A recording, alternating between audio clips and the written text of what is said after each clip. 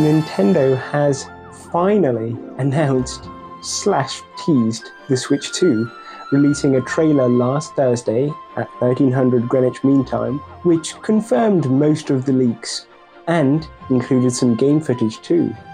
I reacted to it live, which I will leave a link to, but I'm going to go over everything in much more detail in this video, so do come back if you go have a look.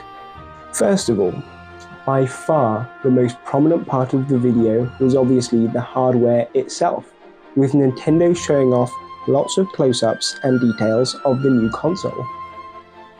Starting with the body, it's exactly as the leaks described, with a larger 8-inch screen on the front, 1 inch larger than this Switch OLED I have in my hand now.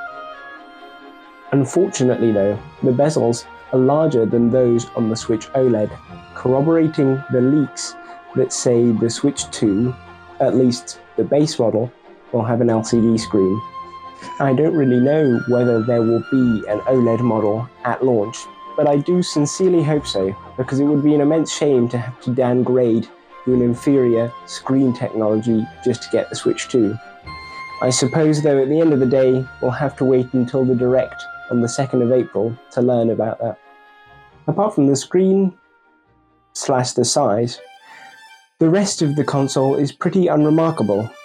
It's basically the same except for the new U-shaped kickstand, which looks like it will be almost as good as the Switch OLED's one, and the USB-C port on the top that will be a godsend for people playing in tabletop mode.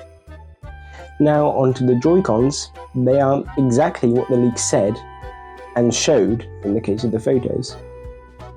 They are larger, slightly more rounded, and have a completely different attachment mechanism. Instead of using a slide-in locking mechanism like the original Switch, these use magnets, although there may be some kind of physical plastic lip or something that clicks into place once the Joy-Con is all the way in. Therefore, the inside of the Joy-Cons is different, with a much larger protrusion which also sports an optical mouse sensor on the side.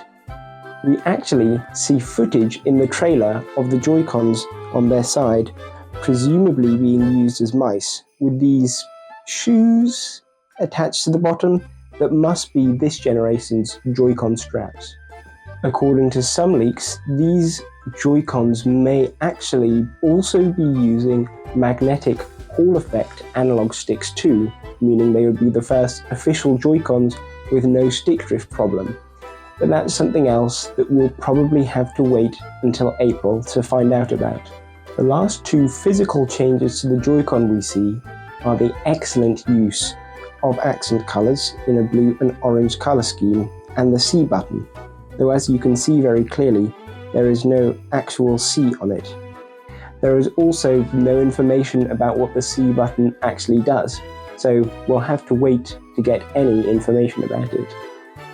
Now, we didn't get any specs from Nintendo in the trailer or on their website, but according to this Digital Foundry video, which analysed some leaks, it will be not as powerful as a PS4 Pro, but in between a PS4 and a PS4 Pro, meaning that theoretically, most games that are on the PS4 or the Xbox One should be able to be ported to the Switch 2.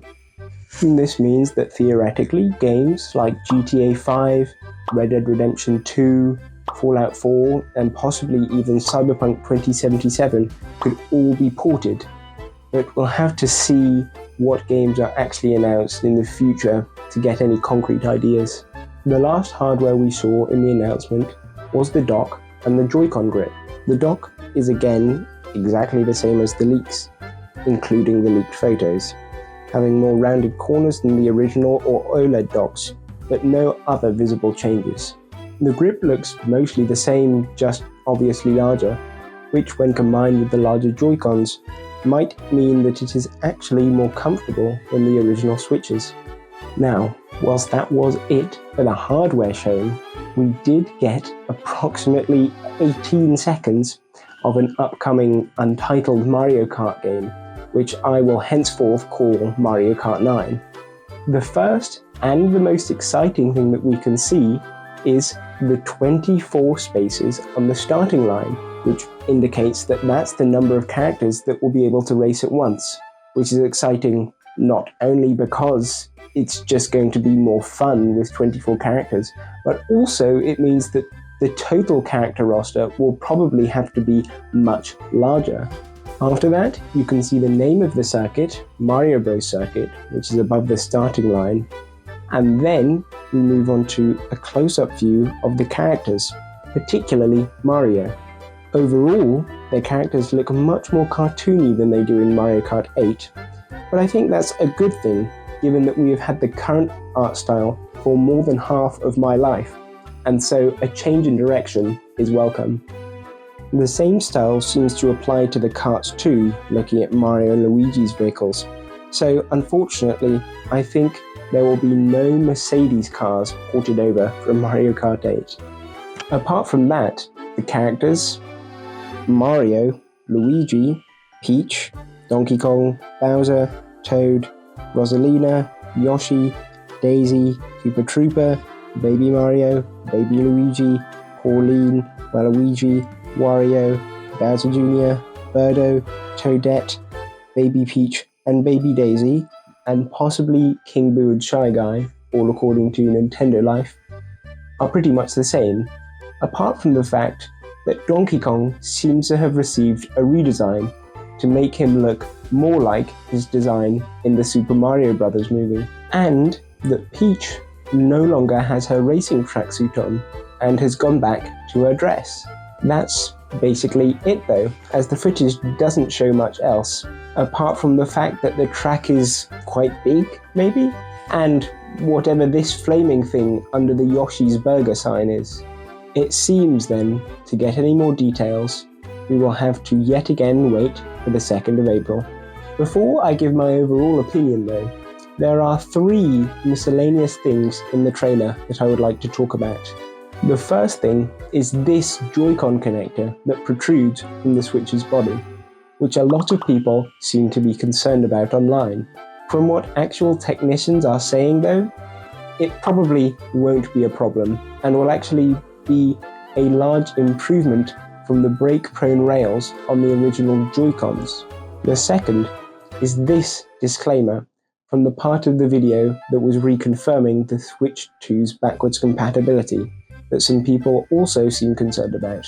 Now, whilst they did not give us any specifics, it's almost certainly just that because of the Switch 2's larger size, Nintendo Labo and any other games that require the Switch body itself to fit inside something for it to work simply won't be compatible. The last thing is what Nintendo mentioned at the end, the Nintendo Switch 2 hands-on experience, which essentially are a series of events in all of these cities across the world where people will be allowed to go and have hands-on experiences with the Switch 2.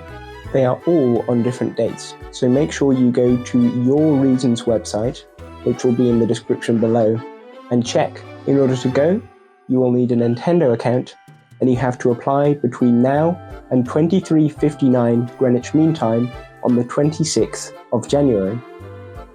After then, Nintendo will email everyone and pick randomly who gets to go and who doesn't. Therefore, there is no need to rush and you can take your time registering.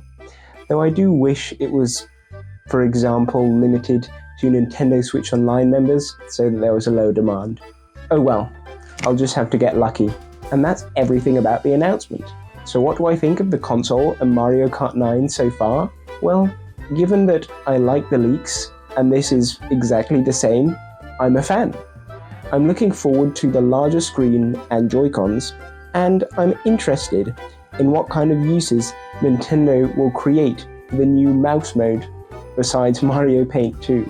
Ultimately though, I'm looking forward to the games, and the one game that we've seen so far looks promising, utilizing the improved specs to double the number of concurrent karts in Mario Kart 9. I'll have to wait and see what other games are coming though to make any more judgments. All I know then is that it's going to be a long 2.5 months. See ya!